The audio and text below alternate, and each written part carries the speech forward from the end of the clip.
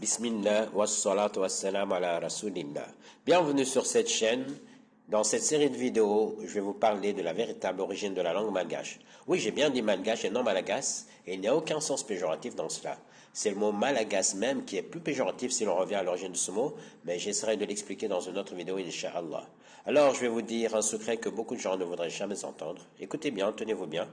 La langue malgache n'est ni indonésienne, ni bantou, ni arabe, ni indienne. Je répète, la langue malgache n'est ni indonésienne, ni bantou, ni arabe, ni indienne. La langue malgache ne provient notamment ni de Mahanyan, ni du javanais. Je précise que je parle de l'origine de la langue malgache et non l'origine de certains malgaches. En effet, la langue malgache provient des langues de la Corne d'Afrique et elle est principalement basée sur la langue amharique. La Corne d'Afrique inclut notamment la Nubie et l'ancienne Abyssinie. C'est la région où l'on trouve actuellement l'Éthiopie, la Somalie, Djibouti, l'Érythrée, le Soudan, une partie de l'Égypte, une partie du Tchad, le Yémen et le Sultanat d'Oman. Et puis la langue malgache contient également un certain nombre de mots néerlandais, portugais, grecs et des langues considérées comme étant isolantes telles que le basque, l'ancien irlandais et le piémontais. Je tiens à remarquer que la langue comorienne est également issue de ces régions citées tout de suite. Puis il y a eu une forte influence de la langue arabe et des langues bantoues telles qu'actuellement il existe un écart important entre le comorien et le malgache linguistiquement parlant. Le fait que la langue malgache et la langue comorienne sont issues des langues du nord-est africain n'est pas absurde et est encore moins une surprise car les langues indo-européennes elles-mêmes sont issues en réalité des langues africaines. Ce mot indo-européen déjà c'est juste pour vouloir cacher l'origine africaine de ces langues. Apparemment les gens du nord-est africain sont arrivés dans l'océan Indien très tôt car beaucoup de mots de cette région existent dans les langues soi-disant langues isolantes telles que le basque et l'ancien irlandais et aussi dans d'autres langues mal connues telles que le gaulois et certains dialectes italiens tels que le piémontais par exemple. Bien sûr, je vais vous donner des tas de preuves et ne pas faire comme certains qui disent que 90% des mots malgaches proviennent de l'indonésien sans jamais publier ne serait-ce que la moitié de ce qu'ils affirment.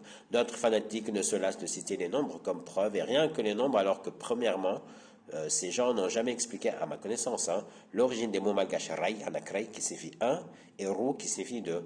Et deuxièmement, le problème de comparer deux langues avec les nombres, c'est que les nombres sont les mots que peuvent avoir en commun deux langues très éloignées linguistiquement.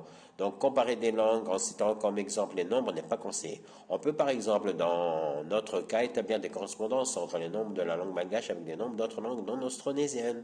Par exemple, le nombre til, qui signifie 3, même s'il existe dans les langues austronésiennes, il est aussi dans de nombreuses langues européennes, africaines et dans l'arabe. 3 en français, three en anglais, triya en grec, dar, tar en comorien, watrun en arabe, roulet en amharique mais qui signifie 2. Et un autre exemple, le nombre eft qui signifie 4 se prononce afar en Somalie, afour en Sidamo plutôt, arba'atun en arabe, four en anglais. Si je prends le mot afar en Somalie, afar, afat, efat, efat.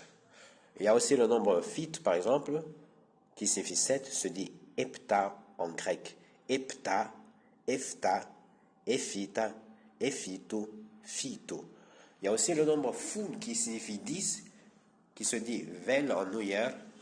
Et pour les langues anglo-saxonnes, ça correspond à elf en allemand et eleven en anglais, qui signifie 11. Elf, elouf, louf, foulou. N'ayez pas peur, même entre les langues bantou et japonais, cette correspondance entre les nombres existe. Par exemple, en comorien et en japonais, ne qui signifie 4 en comorien correspond à ni qui signifie 2 en japonais. Tsan qui signifie 5 en comorien correspond à san qui signifie 3 en japonais. En fukare qui signifie 7 en comorien correspond à roku qui signifie 6 en japonais. Nane qui signifie 8 en comorien correspond à nana qui signifie 7 en japonais. Kume qui signifie 10 en comorien correspond à kyu qui signifie 9 en japonais. Alors tout ce qui a été expliqué précédemment signifie que les langues austronésiennes elles-mêmes proviennent des langues de l'Est et du centre de l'Afrique. Je répète, les langues austronésiennes proviennent des langues de l'Est et du centre de l'Afrique, mais par l'intermédiaire de la langue malgache. Pour terminer cette première partie de cette introduction, j'aimerais faire un rappel sur les différents types de la langue malgache. Premièrement, les dialectes qui sont quasiment intelligibles à l'écrit. Par contre, à l'oral, les dialectes qui se comprennent sans effort sont ceux de la région ouest, sud-ouest, nord et est de Madagascar. Par contre, le parler même des autres terres centrales et le Tandoui au sud le sont un peu moins. Deuxièmement, le malgache officiel, qui est le mien, le parler de la capitale et de ses environs. Contrairement aux idées reçues, le mien est une langue africaine et non indonésienne. Bien que le malgache ait hérité d'un nombre de mots sud-est asiatiques, cela ne signifie pas qu'il appartient à la langue austronésienne. Troisièmement, le malgache commun, c'est le malgache dont le vocabulaire est le même pour tous ou presque tous les malgaches. Par exemple, le mot chien. À Tanari, on dit alika ou ambua, le mot alika étant le plus utilisé. À l'est, on dit kiva ou ambua, le mot kiva étant le plus utilisé. Dans la région du Sambrano, on a les mots fandroka et ambua. Au sud-est, on a ambua. Donc, le mot ambua est parlé dans toute l'île. Il appartient au malgache commun. Si une personne visite une ville ou une région donnée à Madagascar, qu'il essaie de parler soit le dialecte correspondant, soit le malgache commun. Au cas où il parlerait le malgache de la capitale, le malgache officiel, il pourra se heurter à des gens sceptiques à lui répondre ou à des gens qui le corrigeront, et ceci pour des raisons diverses.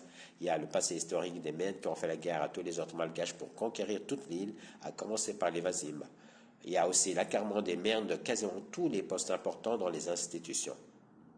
Il y a aussi le fait de brandir à l'extérieur que les malgaches sont asiatiques et le fait de se taire sur l'africanité des malgaches alors qu'une seule tribu malgache est purement d'origine asiatique. Les Betsulo à la base n'étaient pas d'origine asiatique, mais il y a eu cette conquête même au XIXe siècle. Il y a un genre de grand remplacement. Cette dernière cause est la plus grande raison de cette inimitié interne entre malgaches.